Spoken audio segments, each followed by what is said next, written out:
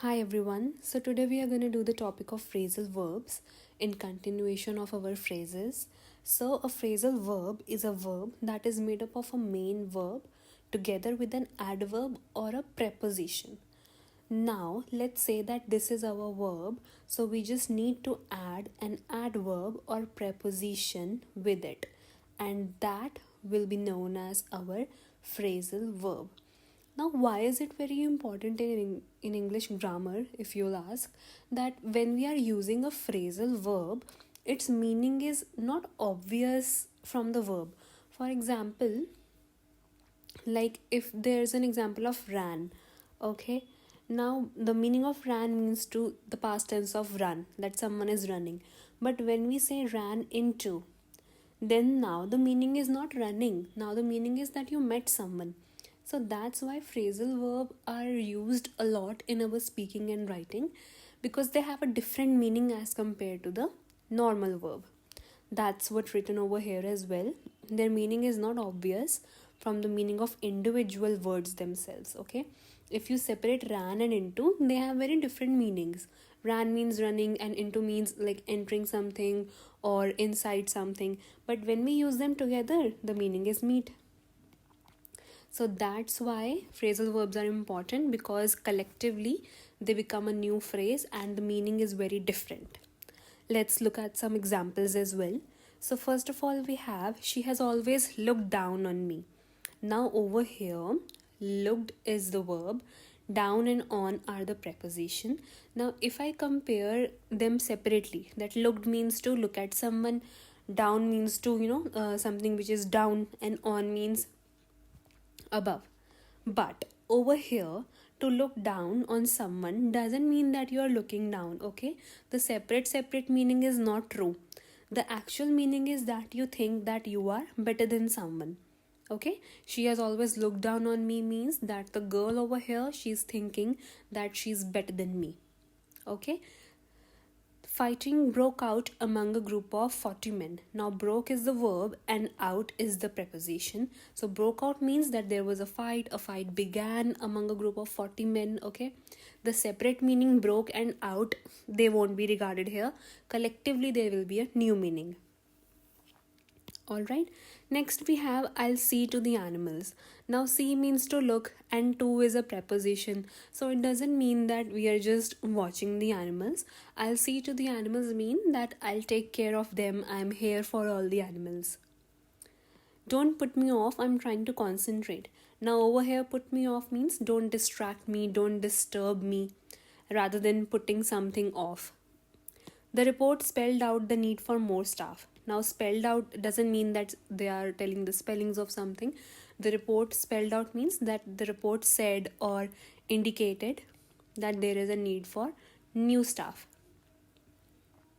Alright, moving on. Now, phrasal verb has a lot of properties, which is known as transitivity. Now, phrasal verbs can be intransitive or they can be transitive. Now, what is the major difference over here?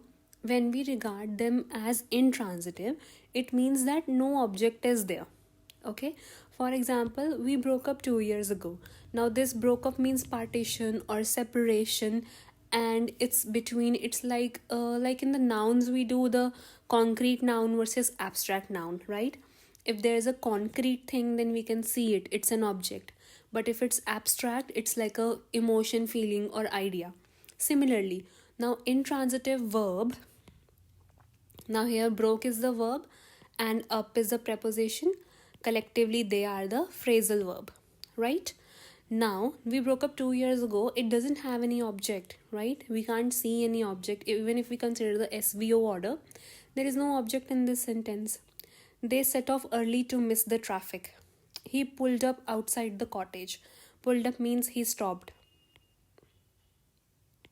Alright. Whereas, when we consider transitive, now they can have an object, okay?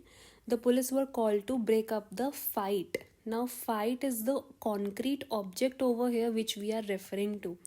When the door is opened, it sets off an alarm. Alarm is the object. Okay, they pulled the house down and redeveloped the site. So, house is the object over here.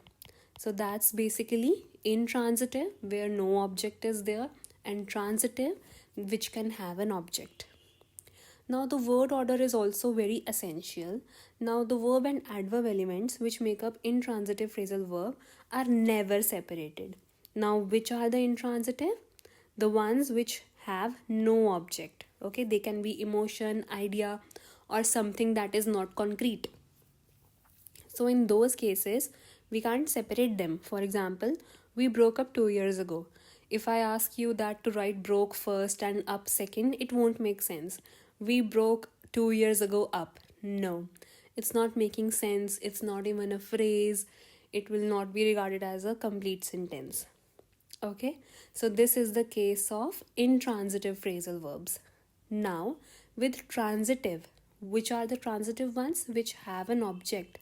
Now, the object is there, so we can break the phrasal verb. For example, they pulled the house down. Now, in the sentence, pulled is first and then we have the object. So, basically, pulled the house down. The phrasal verb is divided and the object is kept between them, and it makes sense. And even if we join the phrasal verb, they pulled down the house. Again, it's making sense. There is no difference, right? So the transitive phrasal verbs can be divided. We can rearrange them. If the object is a pronoun such as it, him, her, them, then the object always comes between the verb and the adverb. Okay? For example, they pulled down it. Now, it is the pronoun over here which is referring to the house. Okay? Now, if the pronoun is there, then we have to put it between the verb and adverb. Okay? So, this won't make sense. It has to be in the between of the sentence. Okay? So, that's it. We did the basic definition of phrasal verb and we looked at some of its properties. I hope it helped you. Thank you.